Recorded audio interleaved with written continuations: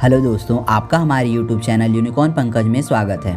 आज मैं आपके लिए एक नया वीडियो लेकर आया हूं जिसमें आपको बताने वाला हूं कि आप 12वीं के बाद एक IPS ऑफिसर कैसे बन सकते हैं। मैंने इससे पहले इसके बारे में एक वीडियो बना रखा है, लेकिन उसमें एक पूरी तरह से जानकारी नहीं दी गई है।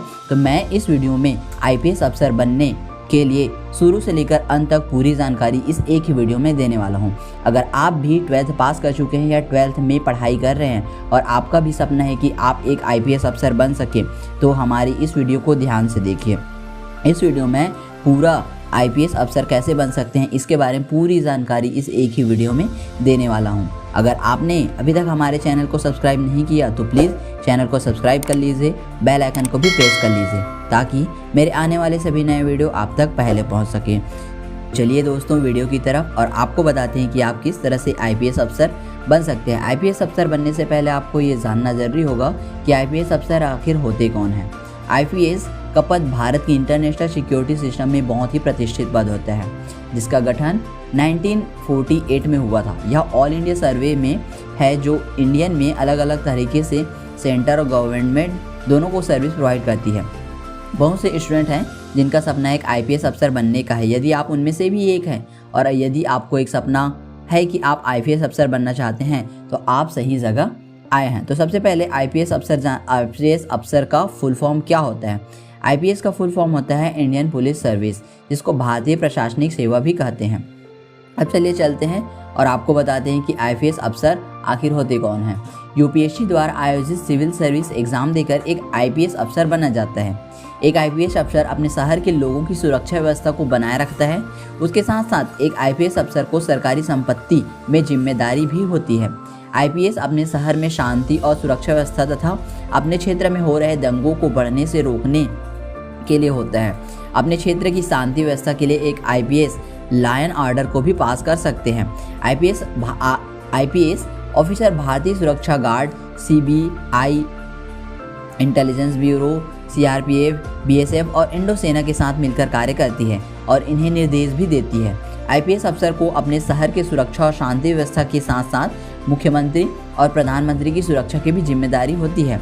जिस रैली में प्रधानमंत्री या मुख्यमंत्री उपस्थित होते हैं उस समारोह की पूरी जिम्मेदारी एक IPS अफसर की होती है। IPS DSP, SP, SSP, DIG और DGP यह सभी एक IPS अफसर होते हैं। अब चलिए चलते हैं और आपको बताते हैं कि 12वीं के बाद आप IPS अफसर कैसे बन सकते हैं। दोस्तों, IPS अफसर बनने के लिए आपको काफ़ी मेहनत करनी पड़ती है। जितने भी IPS अफसर बने हैं उन्हें काफ़ी मेहनत के बाद ही अपने लक्ष्य को प्राप्ति मिली है। IPS अफसर बनने के लिए आपको 10वीं और 12वीं की कक्षा में भी स्ट्रीम में भी अच्छी पास करनी होती है। इसके बाद अपने ग्रेजुएशन कंप्लीट करना होता है। ग्रेजुएशन में आप BA, BCom, BSc या इंजीनियरिंग, मेडिकल आदि जैसे डिग्री से भी कंप्लीट कर सकते हैं। IPS बनने के लिए आपको किसी फिक्स डिग्री या परसेंटेज की रिक्वायरमेंट में नहीं होती। आप कितने भी परसेंट या किसी भी डिग्री से आप ग्रेजुएशन कंप्लीट कर सकते हैं। इसके बाद आपको UPSC द्वारा आयोजित CSC या सिविल सर्विस एग्ज़ाम को देना होता है, जो UPSC पोस्ट के लिए हर साल परीक्षा आयोजित करती है। इस परीक्षा को पास करना होता है। इस परीक्षा में आपको प्रारंभिक परीक्षा, मुख्य परीक्षा और इंटरव्यू देना होता है। विद्यार्थी प्रारंभिक और मुख्य परीक्षा तो पास कर लेते हैं, लेकिन इंटरव्यू में फंस जाते हैं क्योंकि IPS के इंटरव्यू बहुत ही कठिन होता है। उसमें बहुत कम बच्चे ही सेलेक्ट हो पाते हैं, इसलिए इंटरव्यू की तैयारी आपको बहुत अच्छे से तरीके से करनी पड़ती है। इंटरव्यू को पास करने के बाद आपको फिजिकल टेस्ट होता है जिसमें आपको पास होना होता है। इसे पास कर लेने के बाद ट्रेनिंग के लिए भेज दिए जाते हैं। ट्रेनिंग पूरा करने के बाद आप एक IPS अफसर बन जाते हैं।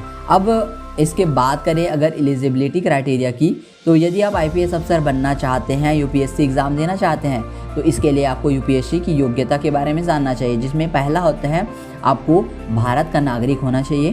12वीं किसी भी स्ट्रीम से पास होनी चाहिए जिस सब्जेक्ट में आपकी रुचि हो। ग्रेजुएशन अच्छे मार्क्स के साथ किसी भी स्ट्रीम से कंप्लीट करें, तभी आप UPSC के लिए आवेदन कर सकते हैं। बहुत से युवा ऐसे होते हैं जिनके मन में यह सवाल होता है कि यदि 12वीं की स्ट्रीम से करें, 12वीं किसी इस स्ट्रीम से करें, ये ज़रूरी नहीं, आप आर्ट्स या कॉमर्स या साइंस से भी अपना 12वीं कंप्लीट कर सकते हैं जिसमें आपकी रुचि हो। उसके बाद आता है अगर एज लिमिट की, तो IPS स्टूडेंट जो होते हैं आईपीएस के लिए आवेदन करने वालों की जो आयु सीमा होती है वो जनरल कैटेगरी 21 से 32 वर्ष के बीच होनी चाहिए, ओबीसी कैटेगरी 21 से 35 वर्ष के बीच होनी चाहिए और ओबीसी वालों को 3 साल की छूट दी जाती है।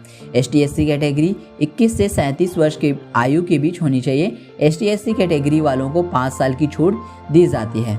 अब उसके लिए जो एग्ज़ाम्स होते हैं उसके बारे में हम आगे जान लेते हैं, जिसमें जो पहला होता है प्री एग्ज़ाम। आपको यूपीएससी का एग्ज़ाम देना पड़ता है, जिसमें आपको यूपीएससी के आवेदन फॉर्म फिल करने होंगे। उसमें जो पहला एग्ज़ाम होता है वो प्री एग्ज़ाम होता है, जिसको प्रारंभिक परीक्षा में 2 पेपर रहते हैं। पहला पेपर जनरल स्टडी और दूसरा पेपर CSAT का होता है, जो कुल 200 मार्क्स के होते हैं।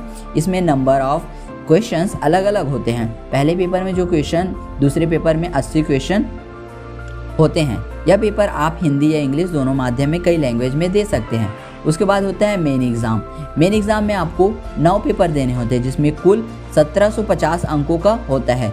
9 पेपर में से 7 पेपर का ज़्यादा ध्यान देना होता है, क्योंकि इन्हें साथ में फंसे आप मेरिट की लिस्ट बनाई जा सकती है। 2 पेपर से क्वालिफाई होते हैं, इसके मार्क्स काउंट नहीं होते, लेकिन आपको 33 मार्क्स लाने पड़ते हैं। यह एग्ज़ाम इंग्लिश और लोकल लैंग्वेज में होता है। उसके बाद आता है इंटरव्यू। प्रारंभिक और मुख्य परीक्षा प्री और मेंस पास करने के बाद आपको इंटरव्यू पास करना बहुत ज़रूरी होता है, क्योंकि इंटरव्यू पास करने वाला बहुत कठिन होता है। इसमें अधिकतर स्टूडेंट सेलेक्ट नहीं हो पाते और आपको इंटरव्यू में आपको कॉन्फिडेंस, आपकी बोलचाल और आपके ड्रेसिंग सेंस आदि पर फोकस किया जाता है। यदि आप इनमें सभी में ध्यान देते हैं तो आप इंटरव्यू में सफल हो जाते हैं और इस बार आप सब बन सकते हैं। आईपीएस के लिए शारीरिक योग्यता क्या होनी चाहिए, इसके बारे में अगर बात की जाए तो पुरुष उम्मीदवार की लंबाई, जो उसकी हाइट होती है, 165 सेंटीमीटर होनी चाहिए। महिला की लंबाई 150 सेंटीमीटर होनी चाहिए। एसटी/एससी पुरुष उम्मीदवार की हाइट 160 सेंटीमीटर होनी चाहिए, जबकि एसटी/एससी महिला उम्मीदवार की हाइट 145 सेंटीमीटर होनी चाहिए। अगर चेस्ट की बात की जाए तो पुरुष कैंडिडेट की जो चेस्ट है 84 सेंटीमीटर होनी चाहिए और महिला कैंडिडेट की जो चेस्ट है वो 79 सेंटीमीटर होनी चाहिए। अगर इनके आइज हाइट की देखे जाए तो नियर वर्जन आँखों के लिए G2 होना चाहिए, हेल्दी आँखों के लिए G1 होनी चाहिए, कमज़ोर आँखों के लिए 6/12 और 6/9 डिस्टेंस वर्जन होना चाहिए और हेल्दी आँखों के लिए 6/6 या 6/9 होना चाहिए। अब आईपीएस की सैलरी की बात की जाए तो इतिहास में सबसे बन जाते हैं। इनमें से आपको सीखा से सैलरी देखने को मिलती है। आईपीएस की 7वें कमीशन के बाद आपकी सैलरी 2,25,000 प्रति माह होती है। इसके अलावा आपको सरकार द्वारा काफ़ी सारी सुविधाएं भी मिलती हैं। तो ये रही दोस्तों इससे जुड़ी सारी जानकारियाँ। अगर आपको इसमें किसी भी तरह से डाउट हो तो प्लीज़ कमेंट करके बता दीजिए कि क्या आपको डाउट है, उससे हम उस प्रॉब्लम को सॉल्व कर सकते हैं। अगर आपको मेरा यह वीडियो अच्छा लगे तो प्लीज़ वीडियो को लाइक कर दीजिए, चैनल को सब्सक्राइब कर दीजिए, साथ ही साथ बेल आइकन को भी प्रेस कर दीजिए ताकि मेरे आने वाले सभी नए वीडियो आप तक पहले पहुंच सके। धन्यवाद।